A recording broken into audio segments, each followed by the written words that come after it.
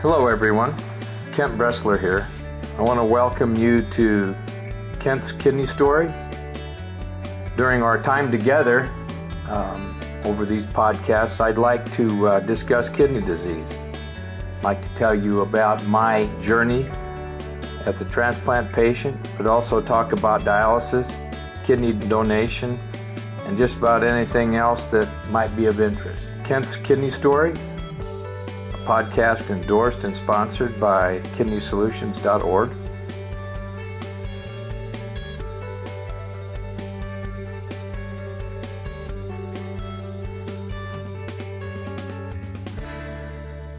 Hello, everybody. This is Kent Bressler, and we're going to do some podcasting this morning on Kent's Kidney Stories.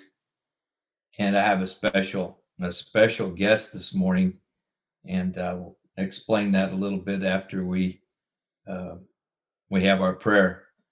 And I'll welcome him in. Lord, I want you to take my hand and lead me down the path that you've chosen for me. Show me when it's time to wait and when I need to move ahead.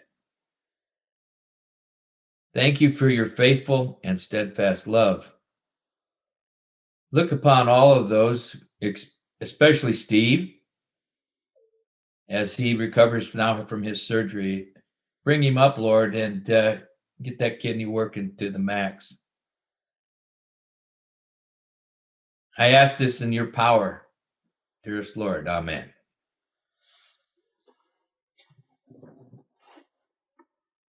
This podcast today, now I wanted to give a shout out to Karen. Karen listens to every single podcast. And I want to tell you, Karen, that it means an awful lot to me to have you do what you do when you come on and listen. And you've become a very good friend, and you're actually a member of the Kidney Solution family, and we embrace you for that. So I wanted to give you a shout out this morning. All right. I want to invite into the podcast my great friend, Jason Nunez.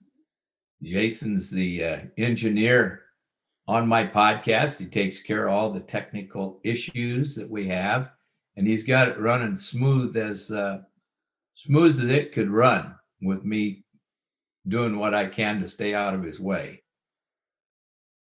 Now, this is a very important day for this guy and for his family, because he's reached the pinnacle. He's reached the 1-year mark of his transplant. And for that, we thank God for that. But in general, we just are very happy that this guy is doing what he's doing and has been successful in his transplant experience. So I'm going to talk to him. I've got some things I want to ask him, and we're going to get started right now. Good morning, Jason. Good morning, Kent. Good morning. How are you, sir? I'm doing well. I listened to your show last night on Urban Radio, and it was great. And Thank you. Thank you for watching. Tell me, what's it feel like to be a year out?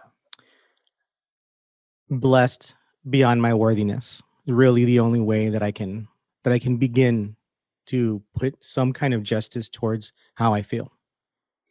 Do you have any reservations about what you've done? None whatsoever. So you would go back, and you and your family would do exactly what you've done? Yes, sir. Without a shadow of a doubt. What would you do differently if you had a chance to improve the whole process?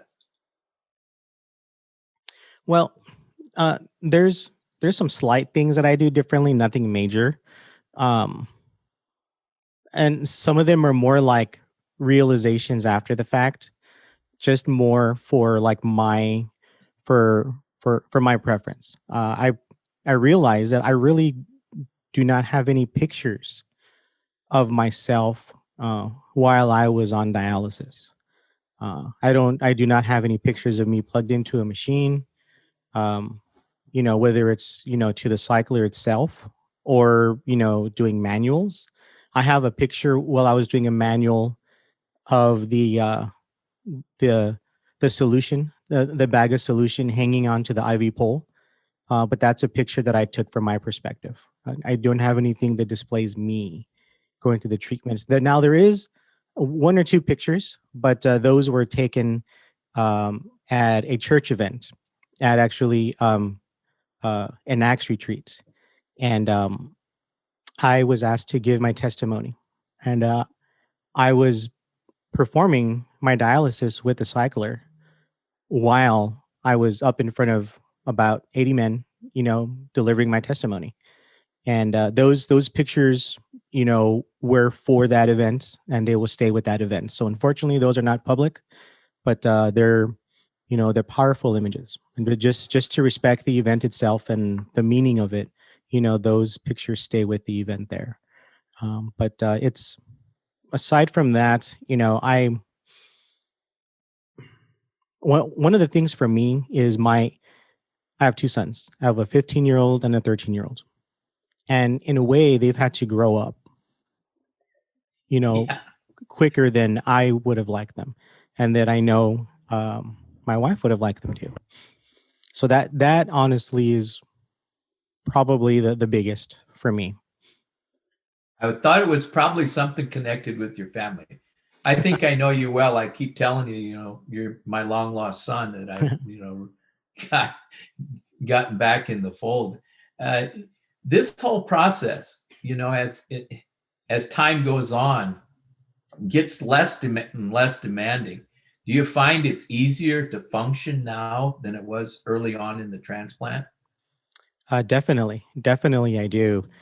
For one, um, my range of motion's better compared to being fresh off the transplant. I couldn't bend down, couldn't wear pants that required a belt, anything like that at all. Even to bend from a sitting position to pick something up that I dropped was really, really not going to happen. Even a couple of weeks after transplant. As time went on, my range of motion did come back. And all that's due to where the surgical site is, the staples, the healing, all of that, right? Yeah. And Yeah. oh yeah, and also there's a kidney in that area that wasn't there before. So my body's still trying to figure out, you know, why there's a new guy in the office. Yeah. Well, there's a new guy in town, Yeah. right? Why is there a new guy in the office? It's been the same for the past 39 years. Why is there a new guy in here? And let's make some space for him. And, Yeah. he's parking in my spots. That's where I park. Doesn't he know that? They didn't tell him that when they hired him, so all that kind of stuff there. So my body had to kind of, learn that this new guy was going to be here for the long haul. So Yeah. it had to finally decide, okay, let's adjust to this. Let's make some space. Let's conform and let's welcome and let's make sure that we're all good, So So you've settled in. You really have, because you're back to work. thanks You're be to God. actually, Yes, indeed I am. yeah, that's the good thing. That was your intention. That's why we have transplants, is to get back on the road, not only through recovery, but to take care of our families. And one of the ways you do that is by, being able to secure employment. And you've done that. And I'm proud of you. Tell us a little bit about that. Yes. So yes, thank you very much. And yeah, it's a tremendous blessing, honestly. Truth be told, I was not looking for work. And this episode being recorded, January of 2021. 2020 was such a difficult year for so many people. And one of those reasons why it was difficult was because of employment and because of the loss of employment and all the difficulties that come with a global pandemic. And if you work in an industry that's social or something to that effect, then you were hit very hard. Oh, yeah. You know, when the opportunity presented itself, it was one of those like, well, I essentially received an email in the form of a newsletter, and in that newsletter there was an advertisement. We're looking for someone to fill this role, and it piqued my curiosity. So I read through it and I was like, well, I know how to do most of these things. Uh, maybe, hey, let's give this a try. So I talked it over with my wife and she's like, go for it. And I did. I put together a resume that was to the position itself, that way was specific, and sent it off. It was for a media production assistant, and honestly, I've never had a job where I was doing anything in media. I come from the world of payroll, payroll implementation, account receivable, collections. That's my background. And so this is a pivot, is really what this is for me. A change in, employment and in, the type of work that I'd be doing. But the past 4 years, I feel like I've essentially been preparing for this. I haven't worked in 4 years, but when my health, took a dip, Oh, well, uh, I yeah, I couldn't work. I started with my foot, and then it went to my kidneys. yeah. And while my wife was at work and my boys were at school, I was home alone. And whenever you're home alone, whenever Jason's home alone and he's alone with his thoughts, it's never a good time. So I knew right away I had to do something to focus my thoughts and focus my energy and keep me productive. So what I turned to was, technology. I simply Googled, how do you start a podcast? That's what I did. And I was able to figure it out, put the pieces together. And I learned how to do all the different aspects of, podcasting. And that led to me learning other types of media, which led to me now having this position that I have, which I love so much. I go to work and it does not feel like work. I work for a Catholic nonprofit ministry called Pilgrim Center of Hope. And honestly, I go to work every day and I feel blessed. I'm surrounded by the richness of the faith that I love so much. And it's this faith that's helped me through my kidney journey and helped our family and our community through this kidney journey. And it's such a blessing to spend my time, helping create content that is meant for others to come to know, love, and serve God, and to know, love, and serve Jesus. It's a tremendous blessing. You've been doing very well. You've been keeping me up to date on a lot, and I embrace the idea of you going back. I thought that was the best thing you could do, because that's what I did. I tried to get back as quickly as I could, because that's normalcy in my mind. And Indeed. so when you've had through this course now in a year, you've had plenty of time to reflect on how you do things, and you've made adjustments. And one of those things, you are also diabetic. Right. I know you've had an amputation. This isn't just like, oh, you went down and they drew a kidney out, put it in, and everything went really good. The biggest thing that gets me about you is the fact that you persevere. You're constantly trying to improve, but you're also conscious of what's going on. You stay in your own lane. You're the epitome of staying in your own lane, and I think that's the good thing. You even had a problem. Your family, if you want to share that, had a problem here a couple months ago. Did you not, with the with the with the virus? Yes. Yeah. So yeah. So that's and hey, so with that, um, yeah. So essentially, so what happened, and this was back December. Yes, in Yeah. December. Yep. So early December, I woke up early on a Tuesday morning and felt like I had a fever. How you have that feeling, or you wake up and Yep. you kind of put your hand to your forehead and it feels hot, but you're under covers and the heater's on, and you're kind of think, so is this just my environment or is this me? Right. So I took my temperature, 100.1. So I was like, all right, that's not normal. I just turned 40 in June.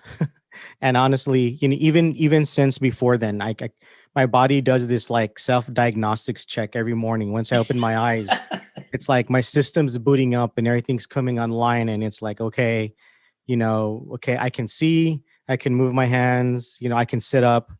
Okay, I can, I can move around. wait a minute, I don't feel my right foot. What's going on? Oh yeah, I forgot. I don't have a right foot anymore. Okay. So that's normal. Do I feel my left foot? Yes, I do. Okay, good. Thank you, God. Okay. So in that diagnostics check that I kind of do every morning, I noticed like a tickle in the back of my throat and it resulted in a cough. And I was like, well, okay, so fever, cough. All right. I can breathe. That's good. So I figure I'm not going to chance it. Let me call the transplant center. Right. Yep. Yes. Call the transplant center. There, I let them know what's going on. They say you probably should get tested for COVID-19. So I said, okay. So what else do I do? I call Kent, and I call Kent for a wide variety of reasons, and kind of just to take a step back. One of those reasons was to get his thoughts on me going back to work, um, uh, potentially. And Kent gave me his blessing. So I was like, all right, if Kent says that it's a good decision, he knows my situation. All right, I'm on the right track here. Let's continue down it. So so my wife woke up feeling very similar. My youngest son woke up feeling very similar. My 15-year-old son woke up and he's like, I'm ready for school. I'll see you guys later. I'm out of here. And it's like, okay, wait, let's No. yeah, let's see what's going on here. Let's No, make no, sure no, no, no. let's contain for a little while here. We need to, decide we're doing the right thing here. Make sure that we're taking the right steps. So he stayed home from school that day, and everyone did. We got tested, and 3 of us tested positive for COVID-19. My wife, my 13-year-old, and myself. Yep. So right away, my thoughts go to, gosh, my family, make sure they're taken care of. And then my thought goes to my kidney. It's like, what's going to happen? This is a respiratory, virus, but what are the effects on my kidney? That's just naturally where my That's the thought first goes thing you to. think about. Exactly. And First thing so, you think about, what's it going to do to my kidney? right. Before we got tested, the transplant center advised me to take some Tylenol for the fever and, of course, get tested. So that Tylenol took away the fever. Thanks be to God, it never returned. We did test positive. Uh, the transplant center said, okay, does anyone have, what is everyone's symptoms? I explained the symptoms. It's like, okay, you need to isolate, stay home, do not go anywhere, have no interactions with anyone for 2 weeks. So us really not being up to I guess, up to the procedures and what the protocol is, I just naturally thought, all right, well, in 2 weeks we'll get tested again. We'll test negative and life can go back to being whatever normal is now. So we did that. And when the test results came back, both of our sons came back negative. So that means that my 13-year-old went from positive to negative, but my wife and I remained positive. So I call the transplant center back and they say, don't retest anymore. Don't It's don't going do to that. stay. Right. And they said that's on numbers inflate because people Yep. go back and get retested and retested and they come back positive. They said the virus will stay in your system for up to 3 months, especially you because you are, immunocompromised. That's right. So that's why they asked me not to test anymore. And they said, okay, so but since you're still positive, any symptoms? Told them, well, we're feeling good, but my wife has lost her, sense of taste and smell. I'm still kind of coughing. My voice sounds like I'm sick, even though I don't feel sick. So they said, okay, continue your isolation for 2 more weeks. Yep. Which we did. And during that time, my voice came back, the coughing stopped. My wife is still struggling with that loss of sense or smell, but it's not a new symptom. She has no new symptom. She has no new symptoms. And the transplant center says, okay, it's been 2 weeks. How do you feel? I gave them an update. They said, okay, no, there's been no new symptoms. You're free to break your isolation. Just follow the same protocols. Wear your mask, Mask wash your up, hands, wash hands. social Yep. distance. The rules that apply to Jason forever. Because Right. of, It's because going of to it. live with that. Right. But these are the rules that the world is following for the time being. So, I guess one of the hidden kind of realizations that I've had is the world now knows what it's like to be immunocompromised because everyone now knows about masks, keeping your hands clean, staying, avoiding large crowds. That's par for the course for transplant recipients. The world now just knows what it's like. That's right. You're gonna you were working in a very minimal environment. I don't think there was 2 or 3 people there. Right. Yeah. There's That under 10 wasn't. people there, and we Yeah. all have our own office, our own workstation, Right. our own four walls, and we're Yep. all spaced out. Yep. So I mean, this whole thing, you can go back and think about how you got this. The key here is that people with the disease uh, get this no matter what they have, whether they're immunocompromised or not, and they do okay. It's because you took care of your symptoms right away. You did what you should do. I implore everybody to do that. Make sure that they get to the doctor right away. Anytime you have any type of symptom that's different, you need to address it. Don't let it gather steam. Don't let it get out of control, because out of control puts you in a dangerous situation. You did very well. I'm sorry to hear that Jeannie still has that loss of taste and smell, but remember my sister-in-law got it. She's still the same way. Some people, then I have one person told me once he had it for like 6 months, and he sneezed one day and that was the end of it. Away he went. So you just never know. Right. So well, is there anything? Now, I just love to talk to you for another all day, but we just can't do that, unfortunately. Right. We're on a schedule, right? Yeah, we're trying to beat the train before it gets to the station, so we Definitely. don't miss it. Anyway, I congratulate you on your tenacity and your willingness to pay attention to your condition, and I think that's the takeaway with making your year. Don't you think so? Definitely. Definitely. It's something that I really try to do is, pay attention to my body. It's talking to me, and I ignored it for a really long time. Yeah, And it's a it's very just good point. something that I can't do anymore. Yeah, and you're surrounded now in your environment by a lot of knowledgeable people, people that understand the process and are willing to listen to you and help you in any way. And you're also now in a position where you're doing that, and I'm very proud of you. And that you're mentoring people. Mentoring, I think, is different than advocacy. Mentoring means that it's on a personal level, and I think you get the whole concept. It's not just getting a transplant; it's taking care of it, and the taking care of it takes more time, effort, and it's the most important part of it. The transplant itself is a simple thing. It gets done, and then it's up to you to take care of yourself, and you've done a great job of that.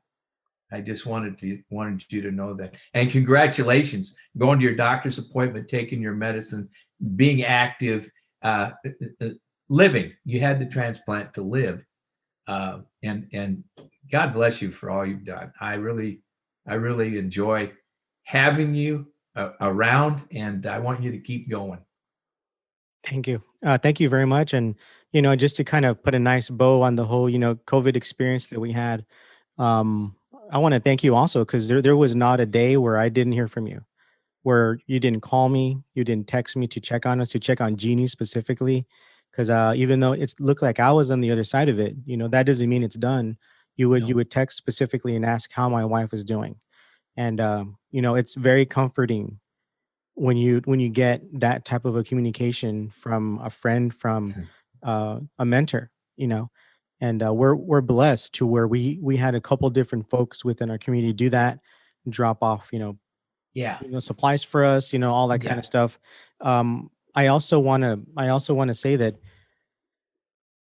I also I had blood work drawn at the end of December, right at the end of my whole COVID experience, and everything came back fine. The doctor actually said that my lab work looked perfect, so that gave me some peace of mind for now.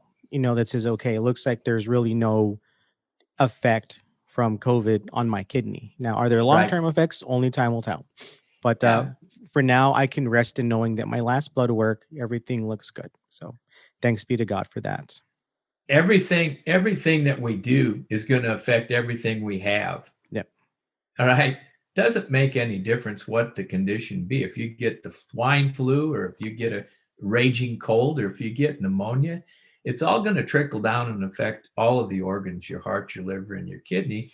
But a lot of times things happen to your kidney because it's foreign. All right. And in your case, if you don't take care of it right away, I can't stress that enough. You get after it. Don't wait. If you're going to wait, you're asking for trouble. All right. And nobody's too busy to listen to you. If you're calling in, you need to be heard. They will listen, but if they can't do anything if they don't know about you, about what's going on. So I think that's the takeaway from this whole COVID issue. But have a normal, good action, kidney action right now and function, you're blessed. We're all blessed. And we'll continue to be blessed. And we'll pray for the ones who are waiting. So happy anniversary. And let's do this again next year, and then the next year, and the next year. And then we'll see how it goes after 5 and 10 and then 20 and then 30.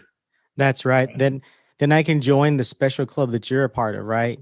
The 30 plus club there. So definitely a goal to strive for. The quarter century club. There you go, quarter century club. Yep, I'm going to be 34. I'm going to be 34 in April. Wow. It's my 34th year, and I've got friends like Bruce, who's right. 50 in August. Yeah, 50. And you know what? It's great. What makes it nice to be able to age is the realization that you got people behind you that are going to carry on the mission. And that mission is taking care of people, making sure they understand that this illness can be worked with, can't be cured, but it sure can be, it can be worked with. And you can live with it, and you can succeed with it, and you can help others to succeed.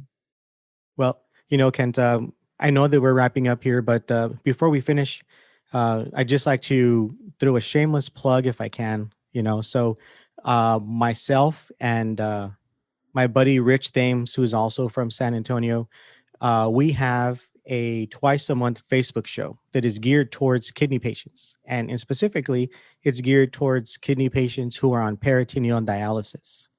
And so Rich and I, talk about being on PD, life on PD and the different aspects. And what we learned while both of us were on peritoneal dialysis, Rich received his transplant January 3rd, 2020. I received my transplant January 16th, 2020. So we were friends on Facebook leading up to our transplants. Mm-hmm. We met on social media. We both realized, hey, we're both in the same city. We're both on the same type of dialysis. We're both registered at the same transplant center. Let's start talking and just kind of support each other. And lo and behold, in God's infinite plan and wondrous plan, our transplants were weeks apart from each other. So we ended up at the transplant center for our follow-up appointments on the same days. So we got to meet each other in person. Our wives got to meet. The four of us really got to connect and get to know each other.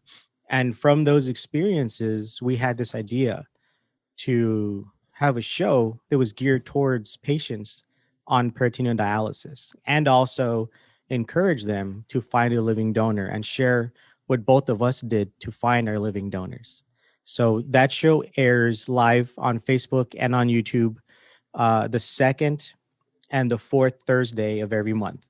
And it airs at 6 p.m. Central Time, 7 p.m. Eastern Time. And we have a lot of fun. It's typically an hour long. And the first half hour is us, giving, advice about being on peritoneal dialysis, finding a living donor. The second half of the show, we typically bring on a kidney warrior who is in need of a transplant, and we give the spotlight to them to share their story, so that way their story can be shared with others, and hopefully that helps a living donor step forward and say, "I would like to donate to you." So it's definitely a great time. You can find it on the Urban Health Outreach Media page, whether it's on Facebook or whether it's on YouTube. It's Urban Health Outreach Media. And there's a lot of other live shows on that channel that all are surrounding health and specifically kidney disease. Steve Belcher is the man behind the scenes there. And I know you've had him on here as well. And he really is a man on a mission to educate people about kidney disease. So check that out if you'd like to. In the description of this episode, I'll put a link to the YouTube channel and to the Facebook page. That way you can find it easy.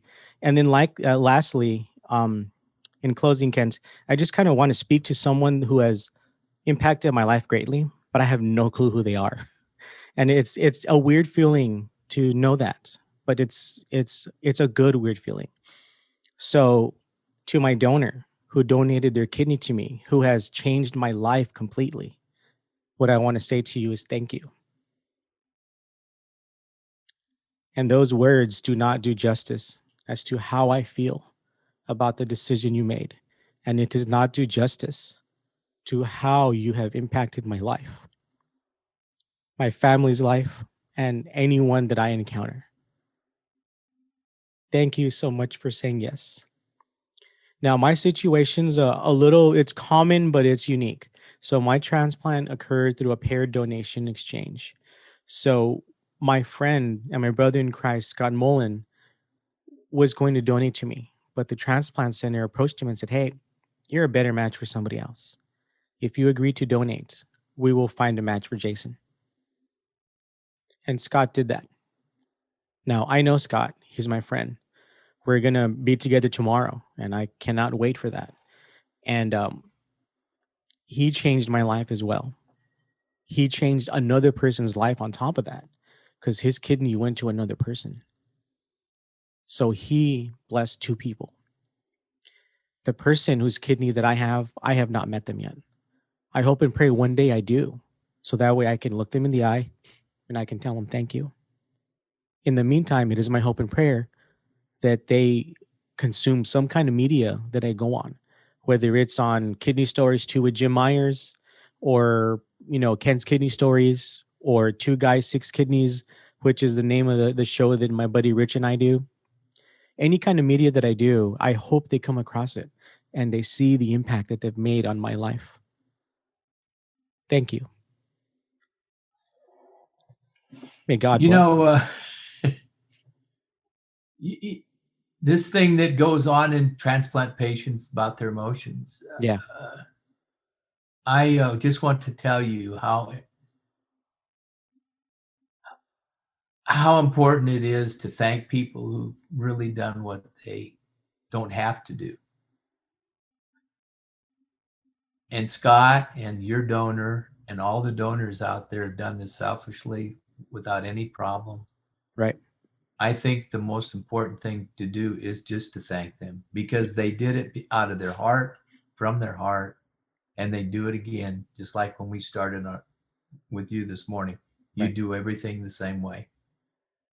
Now, given that fact and the fact that you're healthy and you're going to continue to give, then by golly, bless you and bless your donor and bless Scott.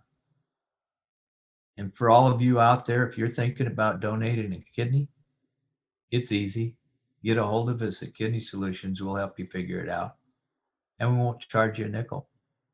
But most of all, remember that if you can help do it, you'll be better for it. Till then, keep breathing.